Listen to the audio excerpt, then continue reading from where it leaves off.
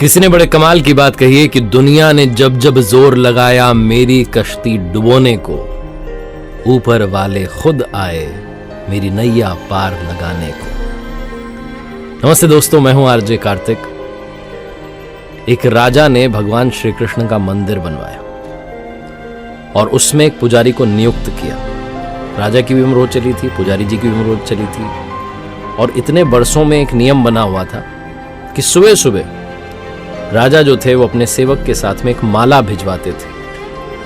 पुजारी जी उस माला को बिहारी जी को, भगवान श्री कृष्ण जी की मूर्ति को चढ़ाते थे। उसके बाद में राजा जब दर्शन करने के लिए आते थे तो पुजारी जी वो माला भगवान की मूर्ति में से निकाल करके राजा जी के गले में डाल देते थे। ये परंपरा सी बन गई थी।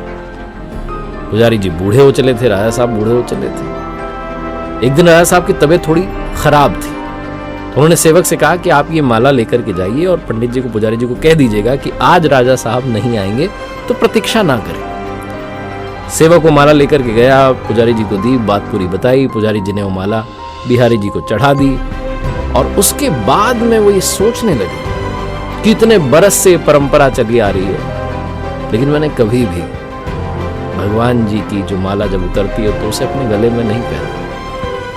शायद ये प्रभु जी की इच्छा है, शायद ऐसा अवसर आया कि आज राजा जी नहीं आएंगे और आज मेरे पास में मौका है।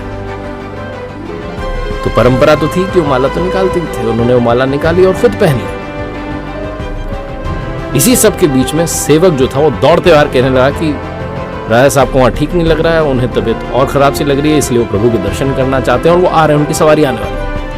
उन्हें लगा कि शायद ये परंपरा टूट ना जाए, वो तो आ रहे हैं। जैसे ही बात पंडित जी को मालूम चली, उन्होंने फटाफट से वो माला अपने गले में से निकाली और जाकर के वापस भगवान जी को पहना दी, खुद की उतरी हुई माला।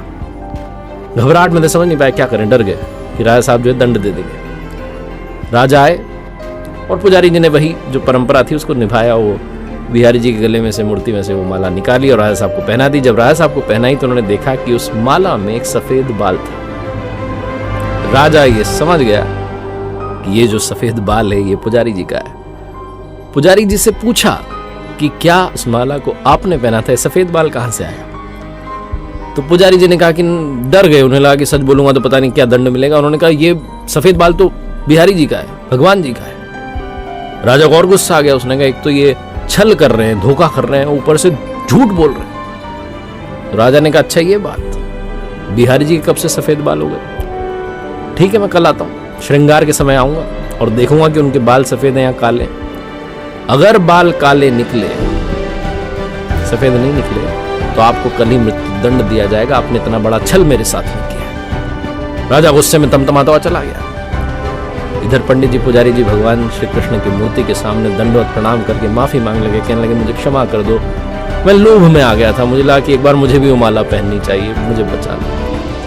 राजा नहीं तो कल मौत की घाट उतार दे। पूरी रात रोते रहे, विनती करते रहे, प्रार्थना करते रहे। अगली सुबह राजा पहुंचा श्रृंगार के समय, सुबह सुबह, और बात तय थी। जाकर के वो मुकुट उतारा और बिहारी जी के बाल देखे।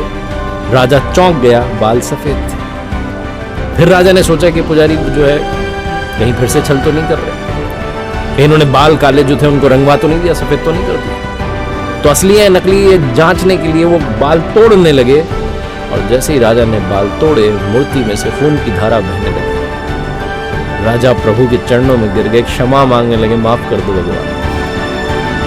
उस मूर्ति में से आवाज आई कि राजा तुमने मुझे सिर्फ मूर्ति माना, इसलिए आज से मैं तुम्हारे लिए सिर्फ मूर्ति हूं।